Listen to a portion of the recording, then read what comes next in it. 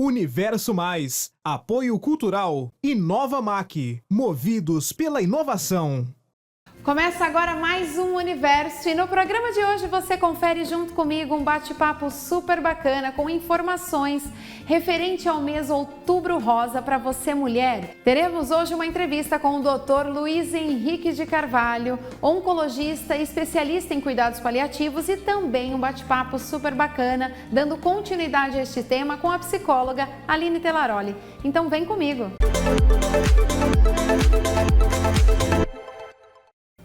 E o Universo Mais está no ar e neste programa de hoje trazemos um especial para você mulher. Estamos em pleno mês de outubro, um mês considerado Outubro Rosa, onde você mulher tem que ter esse autocuidado aí, chamando atenção para o câncer de mama e também o de colo de útero, ovário, enfim.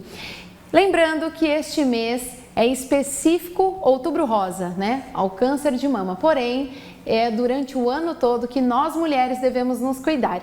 E hoje nós vamos trabalhar esse tema tão importante aqui com você, com o médico, oncologista e especialista em cuidados paliativos, Dr. Luiz Henrique de Carvalho. Seja muito bem-vindo mais uma vez no nosso programa, doutor. Eu que agradeço, sempre para falar de um tema tão importante e, como você comentou, é o ano todo.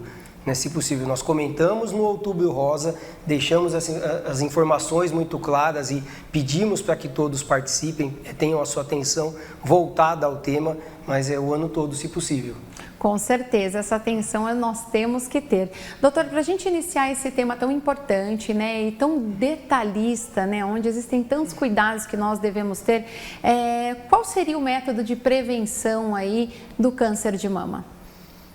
Perfeito. Há uma série de detalhes, né, descritos para a prevenção, não só do câncer de mama, mas em geral um certo cuidado de saúde, né, prevenção do câncer em si, e alguns cuidados específicos para as mulheres, para que aí sim previnam de maneira direta, né, a incidência do câncer de mama. O que a gente orienta, o básico, o geral, que todos conhecem, né? Uma alimentação equilibrada, né, se possível, evitar o ganho de peso. O ganho de peso, ele acumula derivados, né, de processos hormonais, e isso aumenta a exposição da mulher a esse caminho hormonal, isso eleva o risco de câncer de mama. A mulher que tem a sua menstruação, né, um pouco mais precoce e a sua menopausa também um pouco mais precoce ou mais tardia, ela acaba sendo exposta de uma maneira maior também a hormônios, então precisa ficar atenta e buscar o auxílio e o acompanhamento com seu ginecologista. A mulher que amamenta, ela diminui este risco. É claro, o tradicional, atividade física, não fumar e beber com muita moderação. Esses são os detalhes, os processos para que a pessoa tenha os seus cuidados de saúde de maneira geral. Porém, o autoexame, ele ainda eu diria assim, que um fator muito importante para a detecção. E muitas vezes, mesmo que a mulher acompanhe, que faça todo o seu planejamento, que tenha uma vida mais saudável, mais regrada, que tenha o controle hormonal, esqueci até de comentar dos excessos hoje em dia um pouco arriscados, né, de terapêuticas hormonais, cuidado com isso, avalie com o seu ginecologista, né, reais indicações e benefícios, mas o autoexame eu diria que ele é essencial. A pessoa precisa conhecer a si mesma, a mulher precisa conhecer o seu corpo. Essa é uma orientação não só para uma pessoa que tenha um risco maior, que seriam as mulheres ainda a partir dos 50 anos, né, adiante, elas têm que acompanhar com o ginecologista e serem orientadas aos exames de mama. Porém, o câncer de mama ele vem crescendo também nas jovens, e a incidência só aumenta. Ele é o primeiro câncer na mulher hoje em número de casos e vem apenas em elevação. Então é uma orientação para todas, para que elas conheçam e falem com as mães, com as avós, com as vizinhas, com as filhas, com todos. Se me permite, eu vou orientar um pouco do autoexame e como isso é feito. Sim. Primeira coisa, a mulher deve palpar sua mama. Geralmente a gente orienta para quando se deitar à noite, onde está mais relaxada, ou no banho. mas conhecer as mamas, palpar as mamas, né? Algumas preferem de cima a baixo, outras o contrário, mas que você tenha a sensação da densidade de como é a mama. Isso faz com que uma nodulação, um nódulo, ele seja muito mais facilmente percebido. Sim. O que mais ela deve ficar de olho? Não só na mama, mas os nódulos podem ser também na axila. Então ela tem que palpar a mama e a região axilar. Isso é muito importante. Se a mama apresentar alguma rigidez na pele, uma pele mais enrugada ou avermelhada, com uma coloração diferente, isso também chama atenção. Se a mama começa a ter uma tração, ela tem uma simetria. A mama de cada mulher tem uma forma e ela conhece. Sim. Se ela começa a perceber que a mama vai para um lado um pouco mais específico, isso chama atenção também. A mama mudar a sua simetria. O mamilo, se ela percebe que ele começa a ser retraído, isso também chama atenção. E por último, a secreção mamilar. Se não é uma mulher que está na fase de amamentação, que possa ter uma mastite ou algo do gênero e começa a ter secreção mamilar, também deve procurar imediatamente o ginecologista para avaliação. Textura, coloração, isso. Até na própria pele também seriam dos Chama muito a atenção. Alguns dos tumores eles se desenvolvem e acabam retraindo a pele e mudando a cor. Olha só quantos detalhes, né, que a gente em casa mesmo pode observar, além Sim. do exame periódico anual, né, que toda mulher deve frequentar Sim. o médico, até mesmo para ter todo esse diagnóstico e esse acompanhamento profissional. Exatamente. A mulher a partir dos 50 anos, essa é uma determinação obrigatória, indicação do acompanhamento ginecológico, realização da mamografia e, se for necessário, o médico complementa com o ultrassom. Mas essa é uma questão tão impactante hoje pelo número de casos que já se estuda, né, nos Estados Unidos já se estuda reduzir aos 45 anos e talvez a gente tenha que seguir esse mesmo rumo, porque a incidência só aumenta e vem aumentando, infelizmente, nas mulheres mais jovens. Então, nós temos que contar com o autoexame, com a autoavaliação e principalmente nas mulheres mais jovens. Hoje, no Brasil, qual que é a idade correta para se iniciar um exame mesmo da mama? A indicativa, a idade de sequência orientada pelas sociedades médicas aos 50 anos. Porém, o que nós orientamos para que a mulher comece a conhecer a si e se cuidar. Não somente em relação ao câncer, mas a partir da primeira menstruação, é tradicional que a mulher já comece os seus exames e acompanhamentos. E a atenção redobrada, eu diria, já a partir da juventude, além porque os casos eles têm aumentado muito a partir dos 30 anos para frente, e alguns casos inclusive antes. Eles não são ainda uma maioria. Nós tínhamos, há alguns anos atrás, em torno de uns 10 a 15 anos atrás, uma incidência de mulheres jovens em torno de 2,5%. Porém, hoje já gira algo em torno de 6% e aumentando. Aumentou bem. Aumentando. Como nós tivemos aumento populacional também, o número de mulheres não é pequeno, de mulheres jovens.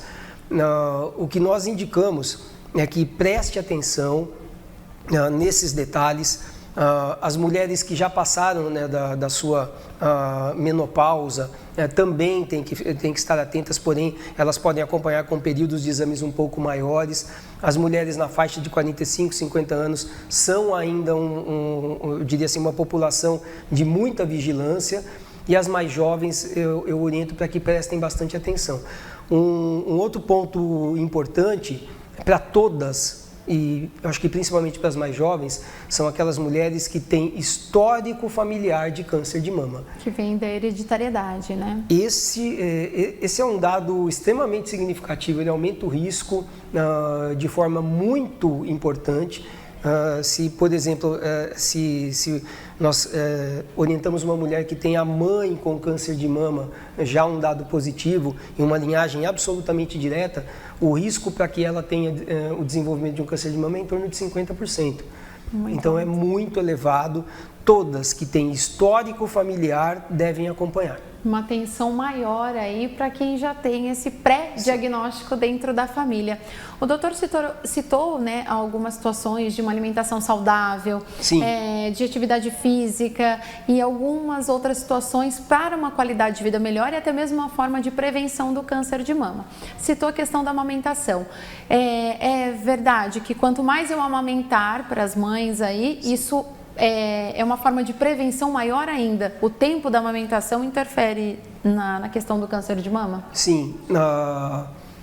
É algo, hoje em dia, algo polêmico até para a conversa, porque, é claro, as mulheres têm um outro perfil hoje de vida. A gente não enxerga mais, tradicionalmente, aquelas famílias com muitos filhos, ou a mulher, né, cuidando mais exatamente das crianças, da prole e assim por diante. Então a mulher engravida menos, essa é uma observação. Mas a gestação, a própria gestação e o período de amamentação, a exposição aos derivados de estrogênio acaba se reduzindo naturalmente.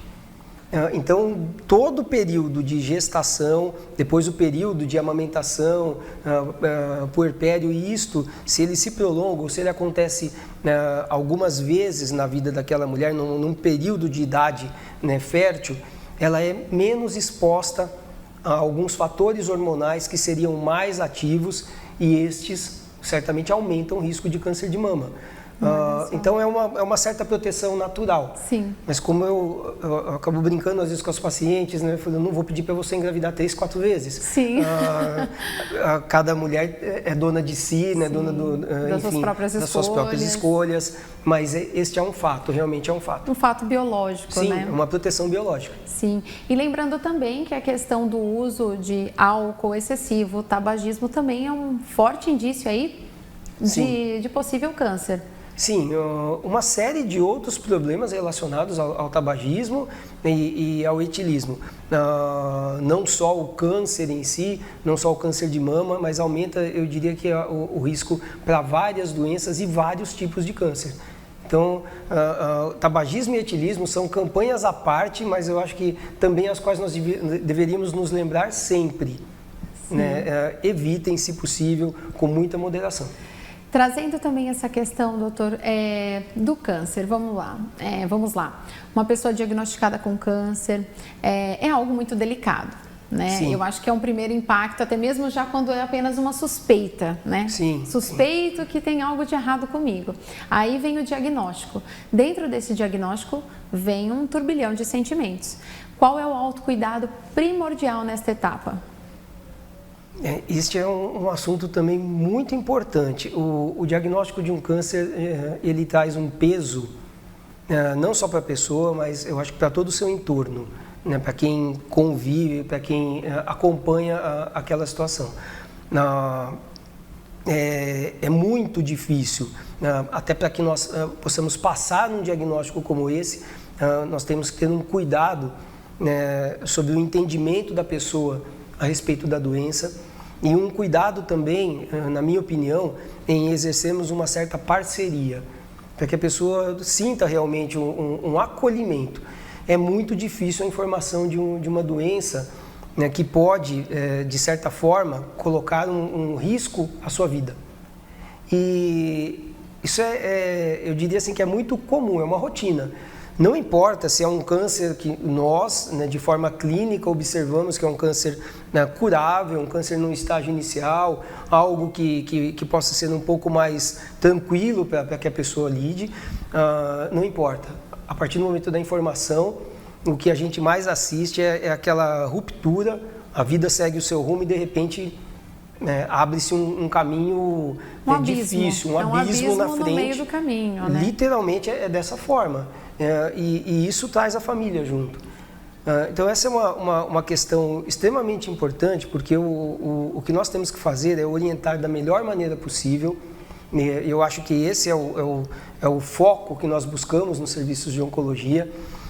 Oriente, explique todos os processos, explique também sobre a gravidade da doença de cada um, mas também, né, dê a mão para que ele tenha onde se segurar. explique sobre as possibilidades de tratamento, que são muitas, muito variadas e de excelência hoje em dia, né? Explique sobre as possibilidades, né, de melhora imediata e depois com o tempo. E há um percentual hoje até bastante importante de real cura das doenças, mas o caminho eu acho que ele é o mais duro e mais difícil. Então eu sempre imagino, comento, e nós nos policiamos para isso nos serviços de oncologia, para que o paciente tenha o tratamento oncológico, mas muito além do tratamento oncológico, que ele tenha acolhimento, que ele tenha amparo. Ser assistido realmente, Sim, né? O medo, as dificuldades, isso parece que tomam conta, né, daquele espaço, daquele período todo e dali para frente. Eu acho que o nosso grande trabalho é um serviço voltado para o acolhimento. Trazendo já essa questão do tratamento do câncer, né? A gente sabe que cada caso é um caso, cada pessoa é uma situação, mas hoje o diagnóstico, quanto mais precoce for, melhor o tratamento e o indício de cura maior também. Exatamente. O diagnóstico de uma doença que seria inicial ou doenças em estágio inicial, elas têm possibilidade de cura. Nós conseguimos hoje um bom número de diagnósticos iniciais, porém nós dependemos muito ainda do autoexame, do acompanhamento médico adequado, né, eu diria da pessoa com a tomada de atitudes mais saudáveis, dependemos muito disso. Infelizmente, se a pessoa não tem esse ritmo de cuidados e de atenção a si, nós corremos um risco, porque o câncer, na maior parte das vezes, é uma doença absolutamente silenciosa, de pouquíssimos sintomas, poucas percepções. Então, se a pessoa não tem esta atenção voltada a si, algum tempo pode se passar com uma doença se desenvolvendo, e quando ela percebe um sintoma já mais, eu diria assim, mais claro, mais evidente, ela chega para a gente com uma doença mais avançada. Sim. E aí o caminho, é claro, ele é muito mais difícil. Mais difícil, mais trabalhoso, muitas pessoas às vezes se desestruturam muito mais rápido. Sim. Enfim, é uma infinidade de sentimentos. Doutor, nosso espaço aqui hoje está incrível. Infelizmente, nosso primeiro bloco chegou ao fim, mas eu agradeço muito a sua participação aqui no nosso programa. Essa introdução, uma pequena introdução, né, a esse tema tão importante, tão delicado aí para todo mundo, né? Para nós mulheres vem um pouco mais uma atenção sim, maior, né? Independente da idade, mas é um tema aí que tem que ser abordado sim, e que a gente precisa ter essa consciência e esse autocuidado, né? Para a gente ter essa prevenção maior antes mesmo do diagnóstico, né? E até mesmo tendo uma qualidade de vida muito boa, e se caso lá na frente ocorra, a gente também está com o corpo, o organismo um pouco mais preparado para algumas situações. Então, acho que fica esse alerta. Eu agradeço mesmo a sua participação aqui hoje no nosso programa. Eu que agradeço, contem sempre quando for necessário, porque é um tema muito importante. Com certeza, as portas estão abertas. O nosso primeiro bloco chegou ao fim, mas continua aqui com a gente que o nosso programa especial continua. Já teremos mais um profissional aqui trazendo continuidade a este tema muito importante. Fiquem aí, aguardem, daqui a pouco estamos de volta. Estamos de volta e para começar vamos com o quadro da Inovamac, Movidos pela Inovação.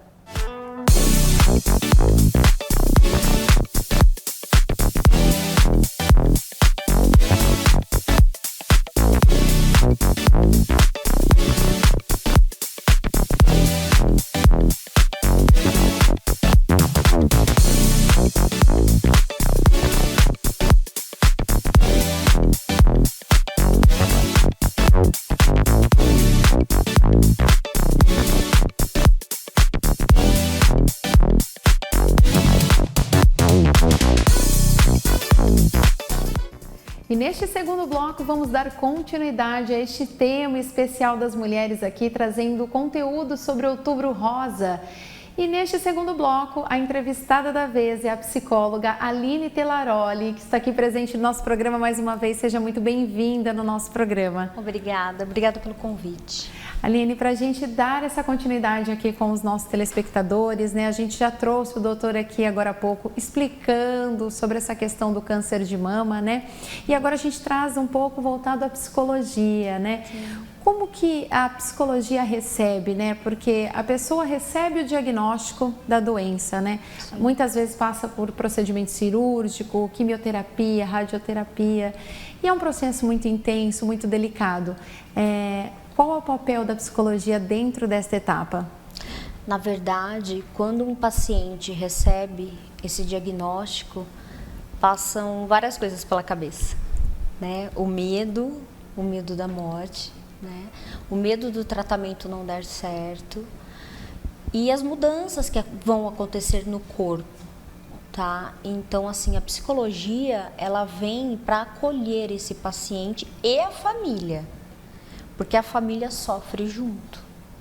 Então, ela sofre de uma intensidade de por que não é comigo, por que não foi assim comigo. Então, assim, o paciente em si, ele sofre um luto, principalmente quando ele passa por alguma cirurgia, algum processo mais invasivo, tá?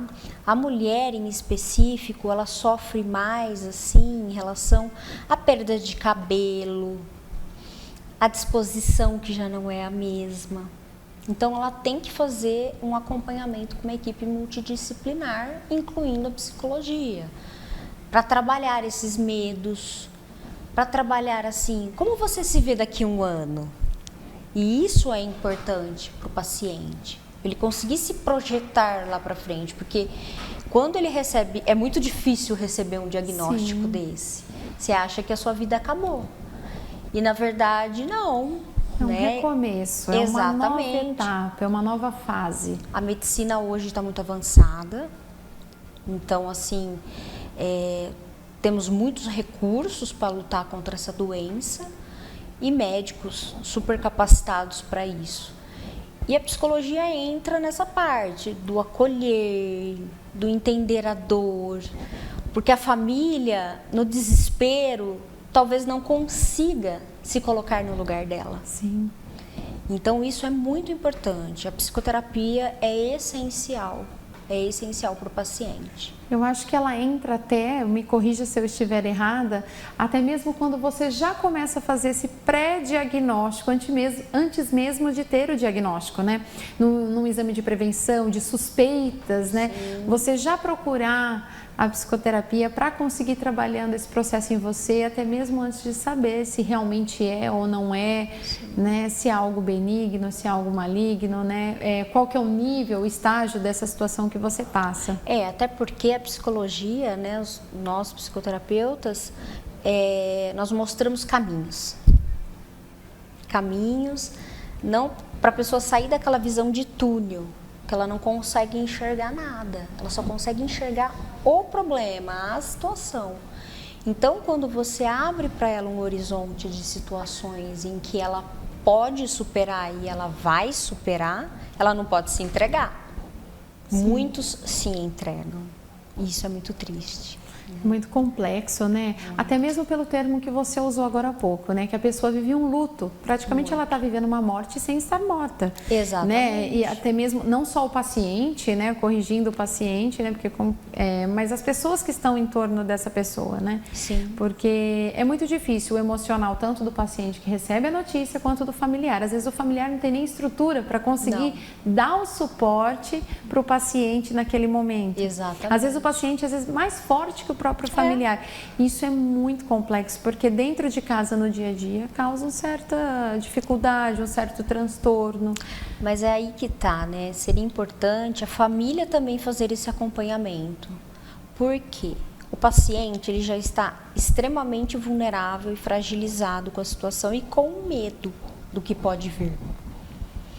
Quando passa por uma cirurgia, existe a sensação da mutilação, como a cirurgia de colo de útero, né? O câncer no colo do útero, que hoje aumentou absurdamente. Que está dentro do Outubro Rosa, como a gente estava comentando agora há pouco. Foi incluído no Outubro Rosa. E as mulheres, elas têm que se prevenir mesmo, né? Não é só o exame de rotina. Percebeu algo errado? Tem que pesquisar, tem que procurar o especialista. Justamente porque é uma dor, assim, uma mutilação. Uma pessoa se sente seca por dentro, né? E aí acontece o quê? Como o câncer de mama, quando tem que tirar algum quadrante ou quando tem que retirar realmente o seio. Então, assim, é uma mutilação e é uma dor interna que ela tem, mas com a psicoterapia, nós psicólogos conseguimos fazer com que ela reverta isso. Sim. E dê mais sentido para a vida.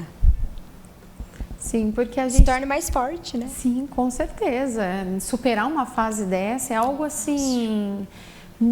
Eu não consigo imaginar essa complexidade. Por mais que a gente vê pessoas ao nosso redor, às vezes, muitas vezes conhecidos, familiares, mas é uma situação muito complexa, né, de ser trabalhada. E a gente estava comentando agora há pouco, né, antes mesmo da entrevista, são vários sentimentos que brotam dentro deste paciente, dessa pessoa que passa pelo câncer, né?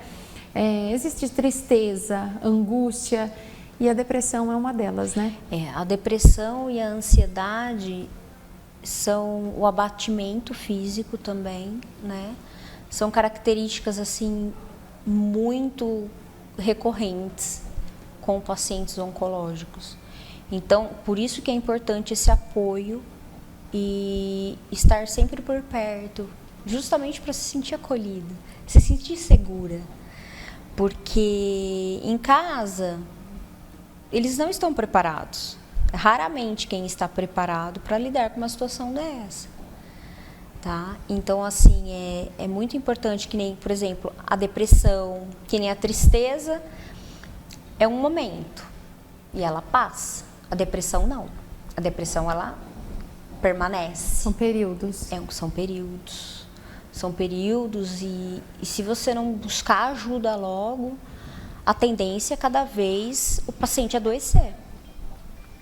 Então tem que ser um trabalho contínuo. Até mesmo pós essa situação, o ideal é você continuar dentro desse tratamento, dessa psicoterapia, né? Isso, equipes multidisciplinares, dependendo do câncer. Então, assim, é muito importante ter essa outra visão, né? Sim. É muito importante. Aline, para a gente só fazer um adendo aqui, que o nosso tempo já está se esgotando. Já é um assunto complexo muito demais. Muito mesmo. Você citou sobre as estatísticas, né?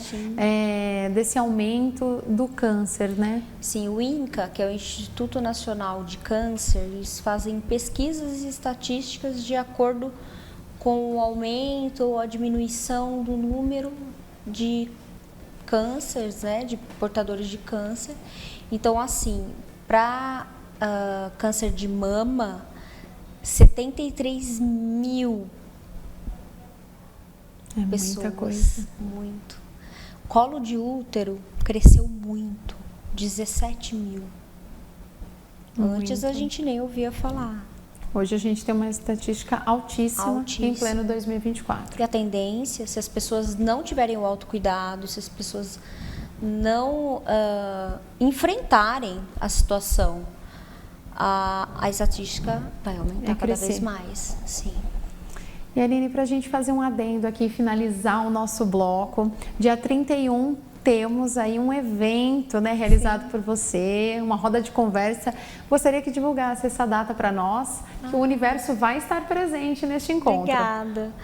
Dia 31, às 19 horas, estaremos no anfiteatro do Edifício América, com várias palestras, com vários profissionais.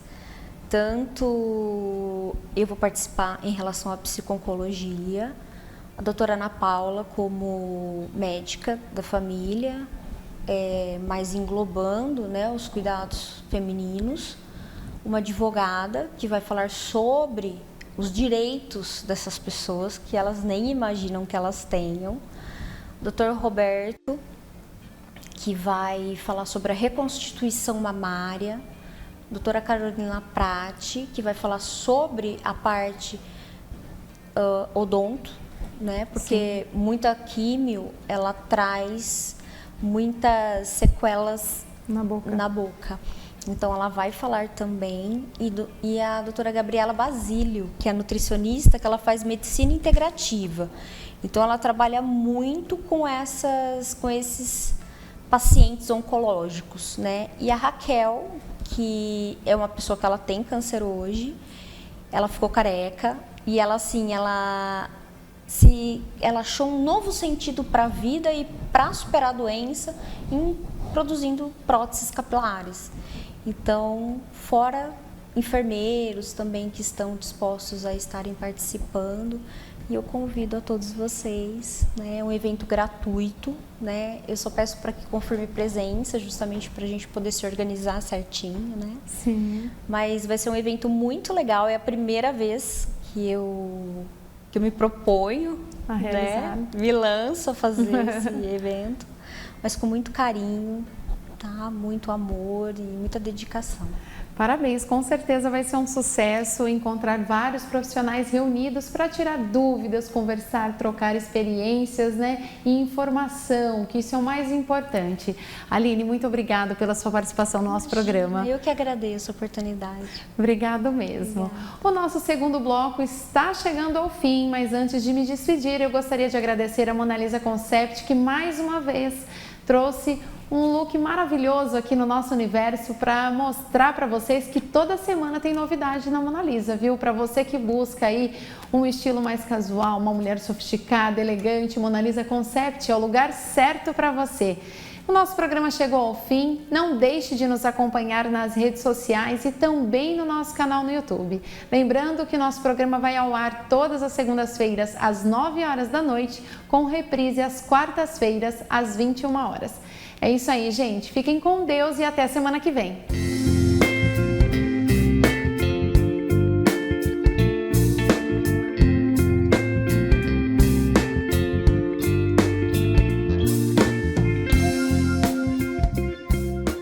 Universo Mais, apoio cultural, Inovamac, movidos pela inovação.